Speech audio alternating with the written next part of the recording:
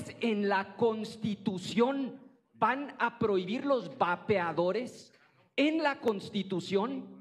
Es que ni la extrema derecha más reaccionaria en ningún país del mundo se ha atrevido a hacer algo así. Las tabacaleras están felices porque el 15% del mercado que se les había caído, suponiendo sin conceder que ustedes tengan la capacidad de implementar esta política pública, van a regresar a los brazos de las tabacaleras. Pero es realmente innecesario, ilógico y además perjudicial que agreguen en el texto constitucional, en el artículo 4, los vapeadores, cuando además tenemos información de otras partes en el mundo que aparentemente los están usando para disminuir el consumo de el tabaco y que este hace menos daño. Para empezar, no existe ni una sola evidencia de que los vapeadores ayuden a dejar de fumar. Eso es pura mercadotecnia. Es falso que el vapor genere menos daños que la combustión del cigarro. En realidad no conocemos los efectos a largo plazo que están generando estos vapeadores. Y lo que sí está sucediendo es que la gente que ya fuma tabaco ahora también vapea.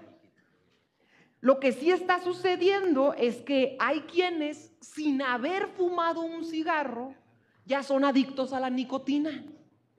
Y también, sobre todo, y lo más preocupante, es que este último caso de no haber probado la nicotina y ya estar bien clavados con los vapeadores, les afecta sobre todo a los adolescentes y a los jóvenes, a quienes se les está dando el acceso y las facilidades de que puedan conseguir este tipo de dispositivos.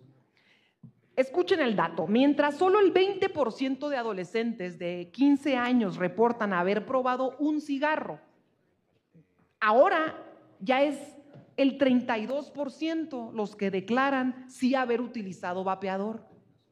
Pues claro, lo que se está buscando es acercar y facilitarle a adolescentes la nicotina. Y además, pues es un nicho que ya con esto les garantiza, si se los acercan a los adolescentes, ya con eso tienen clientela para toda la vida. Ese aparatito que se ve inofensivo, que está muy bonito, que tiene olores curiosos y que encima tiene lucecitas, esconde detrás de él una concentración de un solo vapeador hasta de 3 cajetillas de cigarros. Y con eso esconden además sustancias tóxicas que no reportan. Se ha detectado ahí plomo, níquel, cadmio. Y los productores reportan solamente 3 sustancias, pero los estudios han revelado hasta 33 sustancias al interior de esos productos. Y también representan un grave problema ambiental, porque la fabricación de plástico no biodegradable y con contenido tóxico, ¿en dónde va a terminar? En los mares, en los océanos. Y por otra parte, decir que con eso, que con la prohibición, lo único que estamos haciendo es que se va a proliferar el mercado negro, es perder la batalla antes de darla. La responsabilidad del Estado es prohibir toda sustancia que afecte a la salud, porque la responsabilidad del Estado es garantizar el derecho a la salud. Entonces, la invitación es a que no se escondan en una narrativa hipócrita de libertades, porque no le queda al PAN andar hablando de libertades, para esconder y darle manga ancha a las grandes corporaciones que hacen negocio con la salud de la gente. Y pues ustedes se han distinguido a lo largo de la historia por ser cabilderos de Odebrecht. No nos sorprende que como fieles representantes del poder económico se opongan a este dictamen. Pero si a ustedes les sorprende el por qué el dictamen tiene el contenido ahora en la Constitución de por qué ponemos los vapeadores en la Constitución, pues pregúntenle a la Corte, que tumbó 2 decretos del presidente López Obrador en su momento de prohibir los vapeadores y le acepta los amparos a las grandes corporaciones, ponderando siempre la libertad de comercio por encima de la salud pública del pueblo. Nuestra responsabilidad… Senadora, se agotó el tiempo. Concluyo, nuestra responsabilidad es tomar en cuenta el principio de precaución o de cautela, que exige la adopción de medidas para proteger a la gente ante la carencia de estudios concluyentes sobre los efectos de estos dispositivos a largo plazo. Y celebro que por primera vez en la historia, el Estado esté privilegiando la salud, la intención seria de proteger la salud de adolescentes y jóvenes encima del lucro y de las libertades del mercado. Muchas gracias, presidente, por su paciencia. Quiero felicitar la congruencia ideológica que hoy Acción Nacional manifiesta, y es que nos habían acostumbrado a otra cosa, porque un día se despertaban medioambientalistas, al otro día defensores de derechos humanos, feministas, pero bueno, hoy no. Hoy sí son lo que dicen ser, hoy sí son congruentes con su historia. Hagamos memoria. ¿Sabrán ustedes por qué se fundó el PAN? Precisamente para oponerse a la expropiación petrolera de Lázaro Cárdenas. Demos un brinquito en el tiempo. ¿Se acuerdan de quién era el secretario de Energía en el sexenio de Vicente Fox cuando subió el precio de la electricidad en un 90%? Felipe Calderón. ¿Se acuerdan a dónde se fue a trabajar Felipe Calderón? Inmediatamente dejó la presidencia de la República.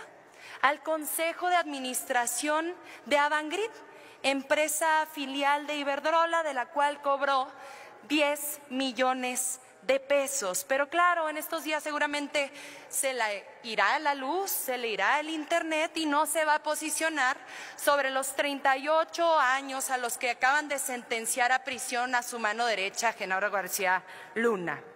¿Se acuerdan con los votos de qué partido se aprobó la reforma energética de Peña Nieto y además en qué condiciones? Porque con ustedes no todo es ideológico. En muchas ocasiones, en la mayoría diría yo, es metálico.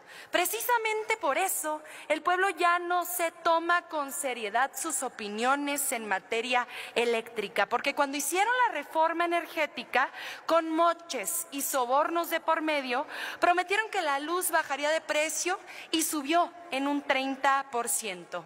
Con Pemex y con CFE ustedes hicieron un rompecabezas, separaron en muchas piezas los distintos procesos de su actividad, buscando entregar al mercado las etapas más rentables y condenando al Estado mexicano, es decir, al pueblo de México, a asumir el costo de los procesos deficitarios que permitían a los privados multiplicar sus ganancias. Es enfermizo, es injusto, es francamente repugnante. Si las y los mexicanos somos titulares de la enorme riqueza energética de nuestra patria, ¿por qué las familias mexicanas deben pagar 10 veces más cara la luz que Oxxo, subvencionando con su recibo las ganancias de grandes empresas transnacionales a través de mecanismos como el de las sociedades de autoabasto? ¿Cómo le voy a explicar a una señora, a un señor que tiene una tendita de barrio en una esquina, que apenas tiene un ventilador, un refrigerador,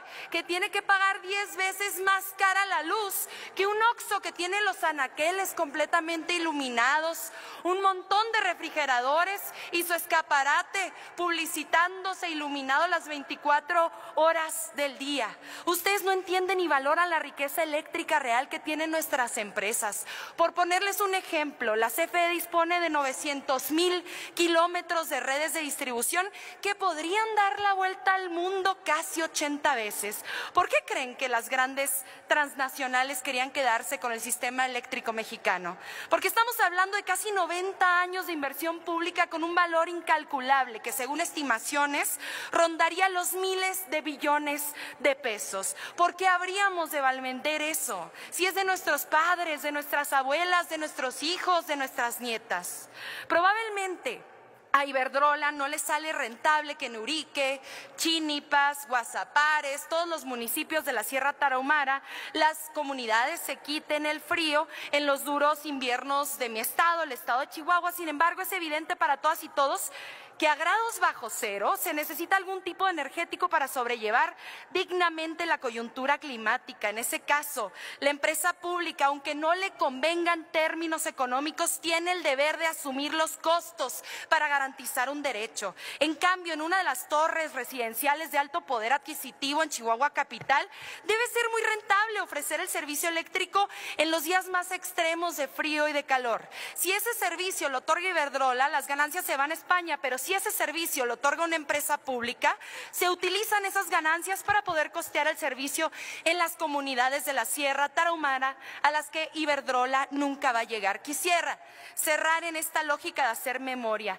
Recordemos uno de los discursos que dio el presidente Adolfo López Mateos cuando nacionalizó la industria eléctrica y nos advirtió: les devuelvo la energía eléctrica que es de exclusiva propiedad de la nación, pero no se confíen, porque en algunos años futuros, concluyo, algunos malos mexicanos identificados con las peores causas intentarán revertir esto. Parece que veía el futuro. Quien vote en contra de esta iniciativa estará votando en contra de la soberanía energética, de la seguridad nacional y de que a México le vaya mejor. Que la historia los vuelva a juzgar. Muchas gracias.